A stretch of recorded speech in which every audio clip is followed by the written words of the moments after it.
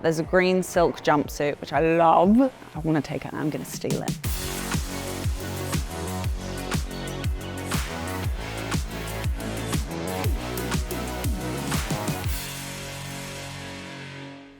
Biggest challenge playing a character that's based on a real person is the pressure that comes with playing a real person. I think because I know Joan now, it's daunting and I want to get it right for her because it's a really important story and it's her story, and so there's a sensitivity around it, but also I've kind of been given her blessing to do what I want with my interpretation of it. If in this piece, if you go, oh, she's now being glamorous, oh, she's now a mother who's lost her daughter, it doesn't work. Every decision she makes actually in this story is about, can she get her daughter back? Can she afford it? How does she get enough money? So all of her choices as a criminal are based on her emotional need to get her child back. The real Joan has had a very difficult upbringing, and the real Boise also, it hasn't been an easy life for them. So I think that was a bit of a challenge to kind of engage in trauma. If you have a tough upbringing, you tend to be a little bit haunted by it. We've been developing the script. I'd say we started about 3 years ago. So about 3 years till we finally got on set, and then I guess we got about another 9 months after this. So maybe 4 years from beginning to when it ends up on TV. Casting and finding the right actor to play Joan was always the key to the success of this piece, and we started talking to Sophie about it. I kind of had this intuition that she would connect with the story. She had a sort of understanding of both the fun, the exhilaration and the heart of the character, which she has delivered kind of extraordinarily.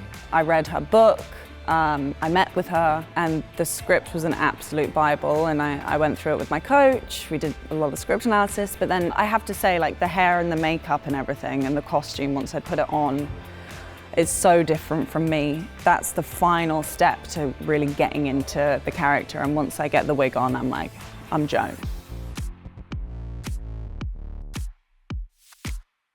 So at the very beginning, Joan, she's living in Hastings, she doesn't have money and she's aspiring to be something better. So to begin with, she's in snow-washed denim. It's quite a youthful look, which becomes more sophisticated throughout her journey. I mean, this is one of the coats, her coat she wears in Hastings, and compared to the ones she wears later, it's quite tacky. It's important to have that element in so we can see her arc and see her evolution.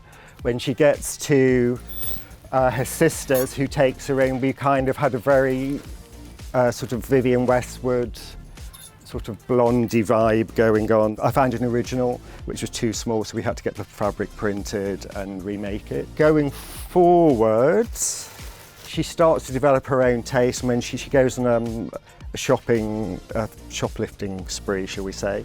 And so we get sort of suits like this and this coming in. And there's a rather fabulous Terry Mugler suit, which was original. She has various disguises, so she becomes Mrs. Sutherland, so this is where I tried to use some original couture, and luckily there are 2 suppliers I know that have some. It's been really fun, and Richard, the costume designer, is an absolute genius. There's a green silk jumpsuit, which I love. I want to take it and I'm going to steal it. I found an original Ossie Clark, which didn't fit. Ossie Clark was a very famous 70s designer.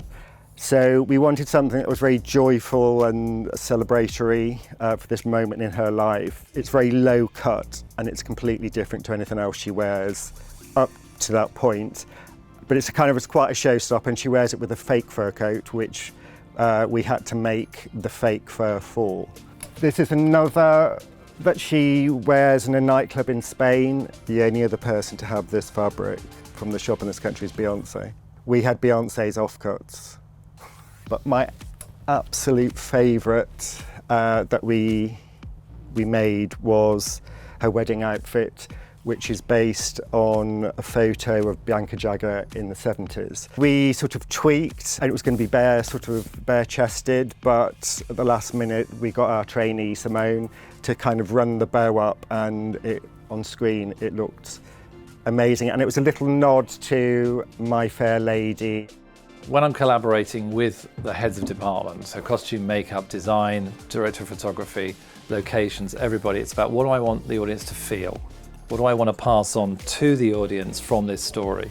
And then I start to do a mood board, and we have photographic reference, we have reference from the 80s, which is a very particular time musically and the energy of that period. And then I share that with the heads of department. They come back with their ideas based on that, and you get this lovely sort of coalescing of all those creative minds together. And I suppose my job there really is to filter where I think we're staying within the piece and where perhaps that might be too strong a choice or that might be not strong enough. This wig was made, it's hand knotted, bespoke to Sophie Turner's head shape. And the reason we do wigs is because you would never have the time to style Sophie's own hair in the chair in the morning. We try to keep the makeup down to a maximum of 1 hour or 1:30, and that includes if we're doing prosthetics, if we're doing makeup as well, which is quite a heavy makeup, and the hair prep and the wig application. So this is actually based from her own hair. And then obviously you can't see Blondie because she's on set right now on Sophie's head. But then these are some of her disguise characters. She is called Mrs. Sutherland in the show, and she's obviously based off the big 80s hairstyle. We actually based her off Victoria Principal, so we call her Victoria. But this one is called Roxy, but Sophie likes to call her Natasha because she feels like a Natasha when she wears her. We have a whole day, day 27, that we have to put crimps into Blondie. And we can't do crimping on the wig because it would damage it. So what we do is we actually slot these into the wig, and then it gives us a Blondie crimped style. So these are ways that we find to make the changes quicker.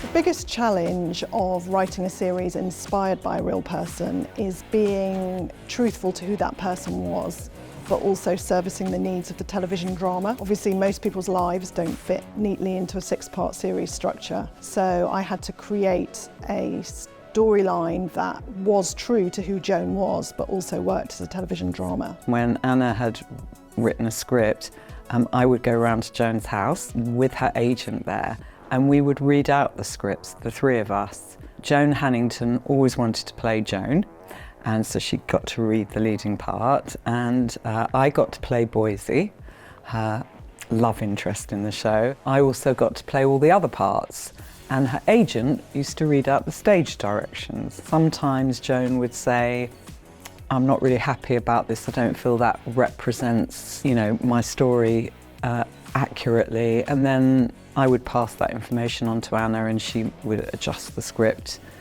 Or sometimes we say, we need this to happen in this way, Joan, for these reasons. And then Joan would go, no, I get that, that makes total sense, and that's fine. Joan is a woman who's been through a hell of a lot in her life, but she is incredibly determined and resilient and headstrong, very headstrong and funny. And you see her going from kind of like being this boss and, engineering these heists to being a woman that's desperate to get her daughter back, and a vulnerable side of her as well. So it's been really fun. You sort of fall in love with her because she's an extraordinary character, and having met her, it did bring a whole other level of sort of nuance to my understanding of her courage, her vulnerability, but also she has a very cheeky quality which is very alluring, and those things became important having met her, and Sophie and I talked about how to embody that. But of course the challenge with an actor playing a real person is not to do an impersonation. If you do that, you have no emotion. And I was explaining to Joan that in fact her expectations should be such that there is the Joan who she is and the Joan who we're making, and that they're not necessarily the same person. There were lots of scenes that I enjoyed writing. I really enjoyed the relationship between Joan and the love of her life, Boise, and the kind of tumult and back and forth of their relationship has always been really fun to write. It's great working with Sophie, really love working with Gershwyn and Richard, so I've enjoyed all the scenes. Myself and Frank, we had a video that was like hidden night at a nightclub. So you got to see a lot of the outfits people were wearing, a lot of the hairstyles, just like the way people are moving, the music they were listening to, obviously. Caribbean Queen was definitely one of the tunes. A lot of Lionel Richie, Duran. We had some Blondie in there definitely as well.